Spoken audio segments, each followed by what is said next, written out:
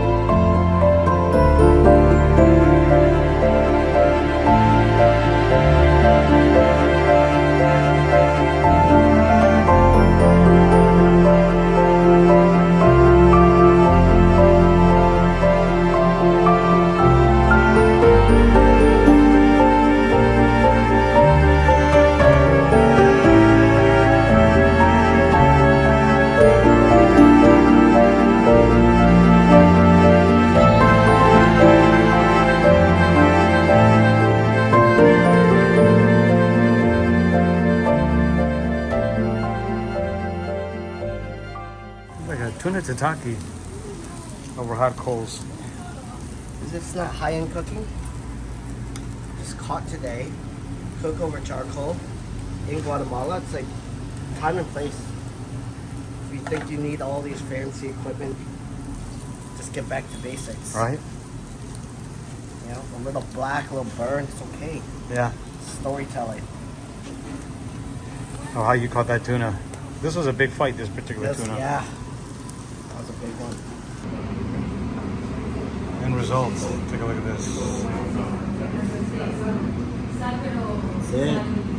Sounds good. And this side, he was doing tuna poke.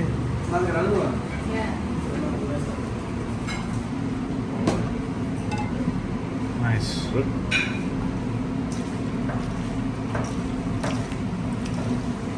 How do you serve this with chips, maybe?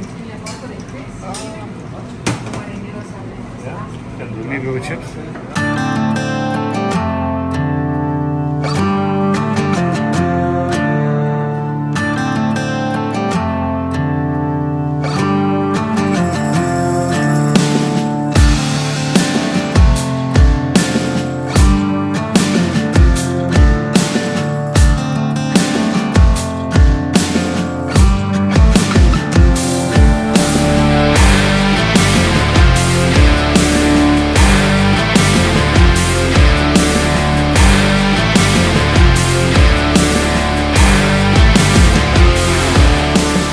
Bienvenidos. Thank you to our hosts, David and Kristen. Your hospitality goes above and beyond, and a huge compliment to you for training your fleet in Ikejime. It means a lot, not just to me, but you know, it means a lot to this mission of sharing the awareness of Ikejime. And so I'm Allison, and I live in Florida. I've been practicing the Ikejime with a mentor, Andrew Choi. He founded the Ikejime Federation, and his mission is to spread the awareness of the method, but on a larger scale, to really make an impact on the seafood industry, including eliminating waste and maximizing quality and respect for every catch. This is Chef Hiro, Diaries of a Master Sushi Chef. We are blessed to have him, as well as Chef Michael Collantes. Thank you both. Everything looks exquisite. Thanks, guys. Before we go any further, you can't have food in front of the table and not dig in, right? So real quick on the food selection for the evening. This is all tuna that was caught yesterday and the day before. This is going to be a more traditional poke with some tortilla chips. Chef, do you want to explain a little bit? On the one plate, the front one, that's sealed tuna with salsa and avocado, onions, tomatoes, and soy and citrus. Mm-hmm. And another one is poke. It's soy sauce and sesame oil and onions. And special ogo nori, the seaweed. Absolutely. Some of the sopes? And the round sopes, yeah, so that's tortilla that they made here, deep fried, and then set with a little, for a lack of better term, spicy mayo, chili garlic sauce, all the fun stuff. So little spicy, some pickled jalapenos in there as well. Great. So we are excited that everyone will have the opportunity the next 2 days, not just to learn incredible skill sets from these two chefs, but to have the opportunity to do hands-on Ikejime training on the boats. It's super exciting because the fishing has been incredible here the last few days, and so hopefully that will continue and everybody will have a chance to practice on their own. My job tonight is just to do a little bit of talking about what Ikejime method is, so that anyone who does not know already or has not seen it done will have some idea of what's happening on the boats tomorrow. Everyone has a little binder as they're under their plates. It just has a basic itinerary of how the next few days are going to go. And we did basic outlines for the workshops so that you can go back and refer to that. Or I left some space to make notes so that you can take that home with you. So I'm going to be just talking off a little bit of that, the introductory notes. So Ikejime method is a Japanese fish killing technique, and the method itself is fairly simple. There is now a term, as a lot more anglers are starting to be a part of this discussion. The term we're using is harvest protocol. What is harvest protocol? That is what happens from the time we catch the fish until the time that it gets to the cutting board. And even people who have been fishing their whole life, this is kind of a void. We don't talk about it too much, and we have not necessarily been taught those steps. So that is what Ikejime method is focused on, is harvesting the catch so that you can maximize quality. So the Ikejime method is 4 steps.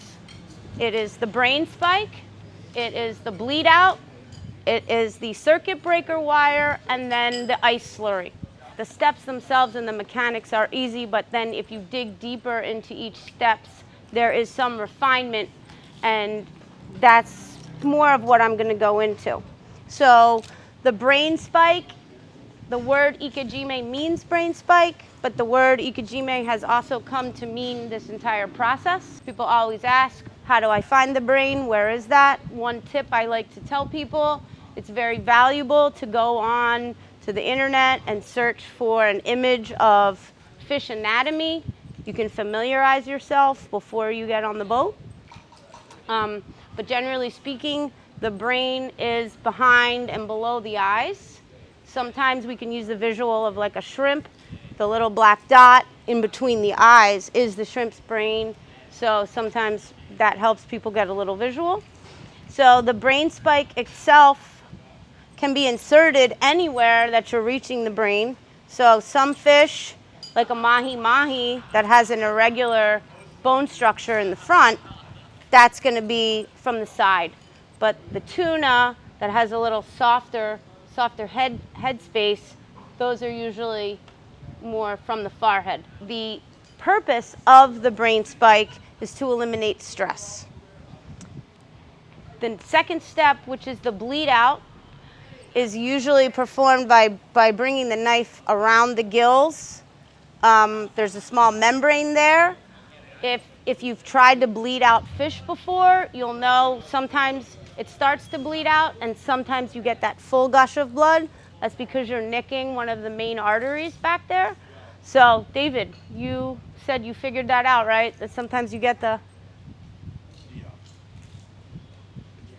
explosion? Okay, so that's what he's saying is if you reach right in the back there with the knife tip, a lot of times you can nick that artery and then you'll really get a full bleed out. Sometimes on larger fish, there's a bleed out from the bottom side of the tail. So the spine runs from the tail to the head. There's a very small hole that runs on the top dorsal side, which is the neural canal. There's another hole on the bottom side of the spine that's the arterial canal. So when you nick the bottom of the tail, a lot of times you will be cutting the arterial canal and they'll bleed out like maybe a big tuna on the side of the boat. A lot of times they'll do a tail cut. I've also seen some people, like actually we did it on this tuna here, they use a knife and insert it right behind the pectoral fin. That's another access point to bleed out the fish. The third step is the circuit breaker wire, which is also called the Ikejime. And this is inserted either from the head or from the tail. And again, that's going to be what runs on the dorsal or the top side. So a lot of people think that the Shinke wire is inserted into the center of the spine, but actually it's going to be in this smaller hole on the top, which when you're on the boats tomorrow, you'll be able to see. The fourth step is the ice slurry. Okay, so that is essential to chill the core as quickly as possible and maintain that chill throughout the entire process until you get back to the kitchen. So, like I said, the steps themselves are fairly easy. The reasons behind the steps get a little more complicated. So I don't like to overdo it, but a little bit about the biology is number one, the brain spike. The purpose of that, like I said, was to eliminate stress. When we take a fish and we just put it straight in the cooler, that fish is essentially dying from asphyxiation or suffocation. Okay? While that fish is struggling, it is stressed and it is excreting biochemicals, biohormones like adrenaline, cortisol, lactic acid into the meat. That is starting the decomposition process, okay? So the brain spike is essential as a defensive move to stop decomposition or delay it as long as possible, okay? The bleed out or exsanguination, the purpose of that is to get rid of bacteria. The blood that's in the fish carries over 90% of the bacterial load. So again, that's going to contribute to decomposition. The biochemicals and the biohormones are actually what creates fishy smell or fishy odor. So with this process, one of the major differences that you will notice is that your fish does not have that. You are able to actually taste the flavor of each individual fish and each individual species. And people with a very sophisticated palate have even been able to, I compare it to like a sommelier that knows wine. If you have certain wines where they can pick up the notes of certain, particles in the soil, and the same thing goes for fish. So you could maybe perceive that these mutton snappers have been eating shrimp versus different time of year when the mutton snappers eat whitebait pilchards. Okay, so there could be a slight different taste, you will only be able to distinguish that when you eliminate all those extra odors. So even keeping fish for 1 week, 2 weeks, longer than that, that is one of the biggest differences that you'll be able to notice is lack of odor. The second difference, how do people determine freshness and quality of fish? They look for iridescence of color. They look for eye clarity. And obviously odor is another one of those factors. But we have fish that are several weeks old that look like day one. The eyes are completely clear. The fish has retained all its color and all its iridescence and, you know, bright gills. So you'll know right away, fresh fish. The last thing that I'll say is, as far as refinement of the process, that goes back to knowing each individual species. So like the mahi that has the bone structure, or certain fish that maybe have a slightly different location of the brain. And what I tell most people is that you have your bread and butter species for your area. And so the best thing that you can do is really focus on a few of those species. So for me, that's king mackerel, that's mutton snapper, that's Florida pompano. So I have attempted to master those species. And in doing that, I also know how many days after I've caught it is the flavor maximized for certain preparations, which the chefs will go into. But that is part of this journey, is you learning your species and then being able to refine when and how you are going to eat it. The second thing, as I said, about the bleed out, the refinement of that is a lot of people cut the gills and put it in the cooler. And again, the ice in that situation actually causes vasoconstriction and potentially clotting. So it can inhibit the flushing of the blood. So what we do is, for these larger tunas, we use the saltwater washdown hose. For those smaller fish and even the king mackerel, we have a larger bucket on our boat that we use with ambient temperature water. So if I'm on the beach, I just fill up a bucket of water. If I'm on the boat, first thing I do when we get to the spot, I fill up a bucket of water in the back of the boat. So the mutton snapper comes up, it's brain spiked, we cut for the gills, use the circuit breaker, and then it goes in a bucket. The circuit breaker, a lot of people make a comment of, as soon as we finally get on the fish, the last thing we want to do is stop and try to process fish, you know. I fully understand that. I will say that once you do practice, the entire process takes maximum 1 minute, 90 seconds maybe.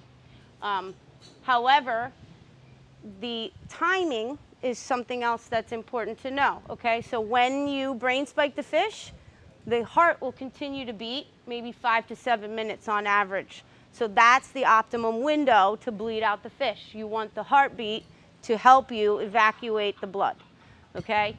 The circuit breaker wire, the function of that, okay, is when, even though the fish is now dispatched, there's excess energy in the form of ATP in the nervous system, okay? So even though the fish has been dispatched, it can contract and relax and contract and relax, which creates stress on the meat. So the function of the circuit breaker wire is to destroy that extra energy in the nervous system so that the fish can be completely at rest. And so the timing of that is you have a little bit of extra time. The bleed out needs to occur immediately, whereas the circuit breaker, maybe you could go back 10 minutes later. So sometimes, let's say we're catching yellowtail, and I got 2 people and they're yellowtail snappers, okay? So I'll do spike and bleed in the bucket, spike and bleed in the bucket, or pompano, same thing. And then I'll take a whole bucket, 6 fish maybe, boom, boom, boom, wire them all at the same time and in the cooler. So the steps, again, are simple, but depending on your application, boat, beach, offshore, small species, there's different ways that we can tweak that to work for your program. But But again, some larger fish, you might want to take the time to do the shinke. But if you have a lot of small fish coming in and you know, the fish are biting, then you do have the liberty of taking an extra few minutes and then processing them all at one time. Chef, did you want to take over for a little bit and then I can come back and talk again at the end? Really exciting stuff being out here. I'm on the other side of this all. A lot of you guys are captains and wholesaling fish. I'm on the other side where we get it on the retail after this process. We've moved all of our fish to go into Ikejime. Even our local water fish is getting brain spiked and Ikejime. And we've seen such a big difference, especially with something that's a little newer to the industry, which is going to be dry aging. And so a lot of our fish go through a process of being dry aged in the fridges for over 21 to 30 days, especially tuna and larger fish. But even some of our smaller like sawaras and king mackerels are getting the dry age process. So this is really interesting for me to see the actual work that it takes as a consumer, as someone who's on the retail side, a greater appreciation of what it takes to catch a fish. I mean, I got my hands on the boat on the first Ikejime. I felt I was like riding a Bronco because the waves are going. I'm trying to stick this little needle in the tiniest hole. My wife knows more about that than me. And my God, guys, I mean, it was tough, man. You know, yeah, kept missing, you know. Just ask my wife. But I run a little Michelin Star restaurant in Orlando, and I wanted to bring, as Hiro-san as well, so that there's Japanese techniques to doing sushi. There's Japanese techniques after you get this pristine fish to continue that process, and the care that it takes. For so long, it's been only use Japanese fish because of the way that they take care of fish. There's a lot of practices there. Even I know when I receive my Japanese fish, it's flat on one side, it's facing the left because it's on belly side facing me. That's the flat part, so that's the part we use first. Those little details is why I think a lot of chefs are hesitant to move forward, but having these seminars, having these this time to exchange information really brings a lot of clarity information to help push everyone forward. So one of the things that we do is sukebike. So I'm going to go through, and please feel free to get up and look at this firsthand of what we're doing. I know the process of breaking down fish that I do comparably to other people is a little different, even down to our knives. So I can explain some of those knives as well and show you guys the major differences here. And feel free to ask a lot of questions. Traditionally, you guys are going to use a more flexible knife. These are called deba. So in Japanese culture, every knife has a different utility. As well, you'll see this knife here is straight edge, has a blade on both sides, whereas the Japanese is only on one side. And it honestly took me a little while to figure this thing out because it doesn't flex on you. So you have to be a little bit more detailed with doing that. So I'm just going to run through the process that I do as I break down fish in my restaurant. How much easier is using that fly knife? I don't know if I could go back, to be honest. But, you know, we have the time at the restaurant we take the time to process them properly. Why we're gonna remove the scales sukebike style is it's cleaner, it's less harsh on the actual flesh of the skin. So when it does age, it's nicer.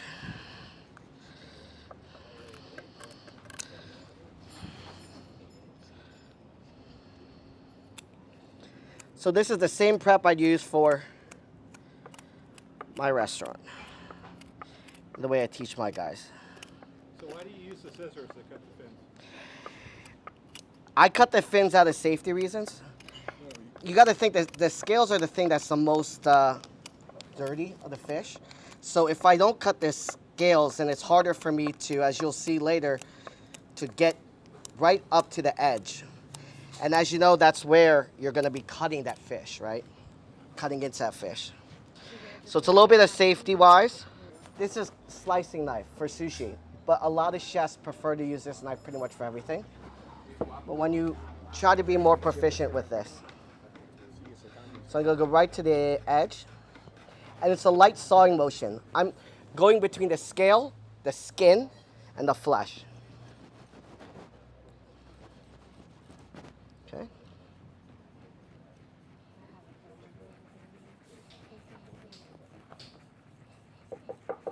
Now the scales toward the belly are going to be a little bit difficult.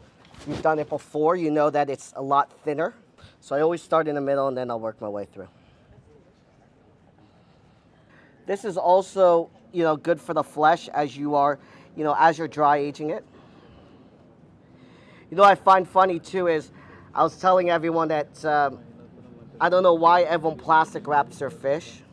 I don't know where, I started out that way too as a young sushi chef as well, but now everything is just, either wrapped in towel and then plastic, or we're literally just leaving it out to get a little bit more age on it. So if I had the scales or the fins, as you asked before, it would be a lot more difficult to get right in here. And you're working so closely to it that it will bar you, right? This was only done yesterday, and then I didn't wrap it. I left it elevated, and you could see how translucent, and it's only gonna get more and more translucent as I scale the fish, or as it just ages. So 3-4 days, you're with dry aging or doing this method, I want about 9 to 11% water loss. So what happens when that water releases? You're gonna get more concentration of the oils of the fish. You're also gonna get more concentration of flavor. As the amino acids break down the fish, it's more flavorful, but it doesn't get fishy because there's no moisture in the air, So don't put it with all your other, But so when you dry age it, you're not gonna leave that outside, right? On, what do you mean? Like, where would you store this to dry? Just a fridge. Just inside the fridge. Okay. Yeah, we had this conversation earlier that, you want why we have like special chambers or refrigerators for it is a humidity level to control it. But if you put, just like when I dry age my ducks at the restaurant, I'll put a fan in my walk-in, circulate the humidity of the air, and it actually helps to dry out faster without having any of that fishy smell. So we're gonna do use for the kama for the grill. So first I'm gonna take off the heads out. Sometimes we do the big one, even take with the kama and the head at the same time. But today we're going to use the kama for the grill. So I'm gonna take all the heads taken out first. With the kama is the collar, chef? Yes, kara. Yes. Oh yeah, kara. Kara. Just making sure. Yeah.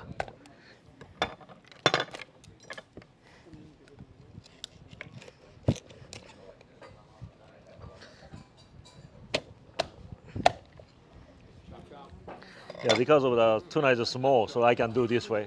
But of course, the bigger tuna, I can use the hammer to take it,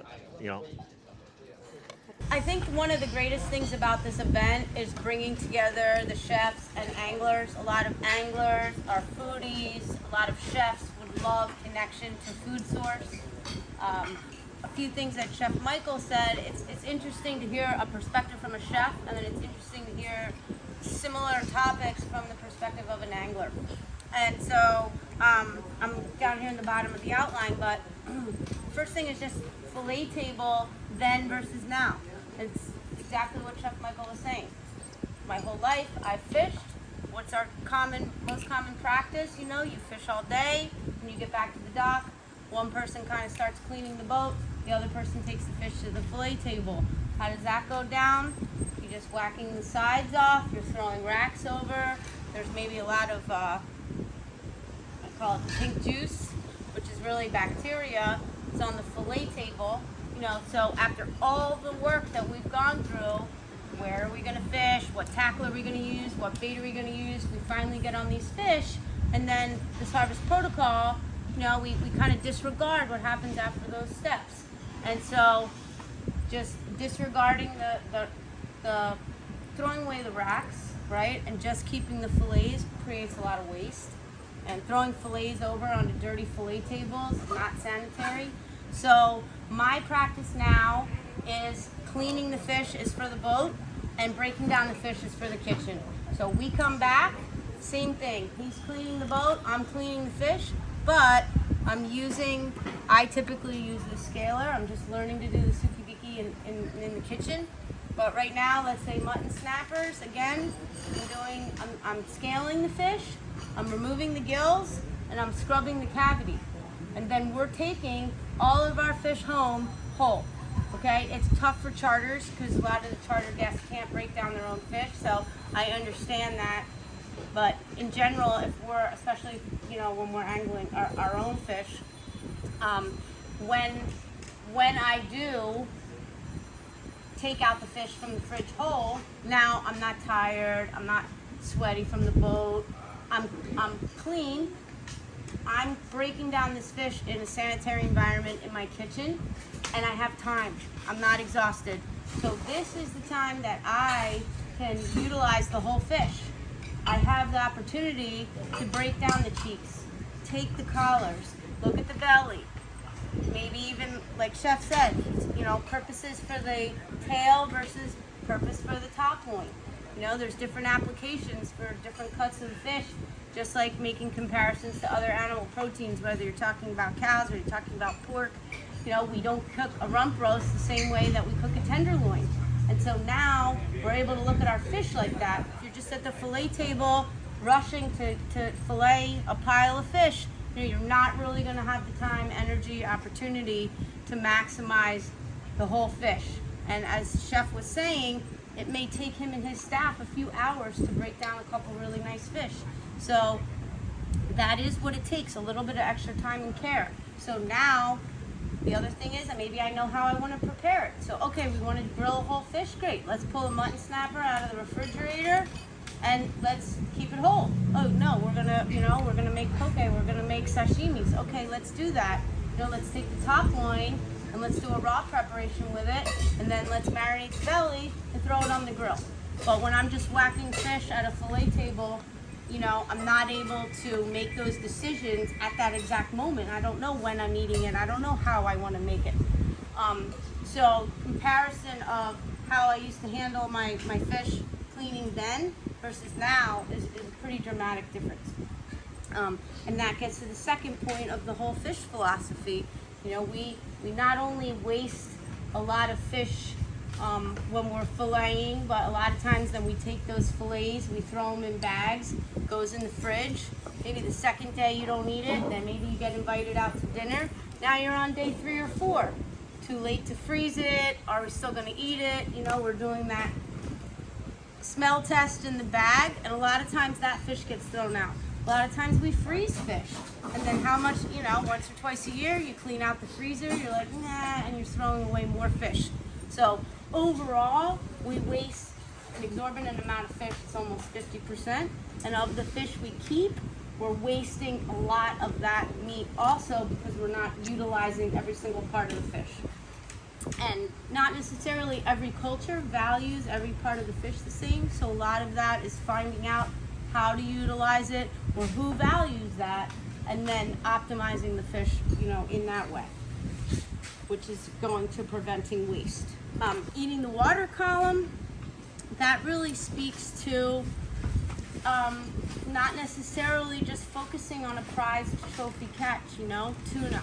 There's so many other fish in the water column, and we're really creating, like, on a bigger philosophy by enjoying and being able to optimize all the fish in the water column. It's really a method of conservation, right? We're not just like focusing on certain trophy fish. And as far as value creation, the Ikejime method it's not just a practical skill set that we use on the boat. It really has a much greater impact, as I said, on conservation, on waste, and all of those things together. We have a very biodiverse, large shoreline in the United States. We actually have the second largest biodiversity in the world, second to the Great Barrier Reef, that's underutilized in the United States. And so part of the Ikejime Federation's mission and part of the like larger implications of using this method is really optimization of quality and respect for each fish and our fisheries. So those are things that have really, inspired me to not only pursue this for my own reasons, my own eating, but taking the time to share this information and to teach other anglers.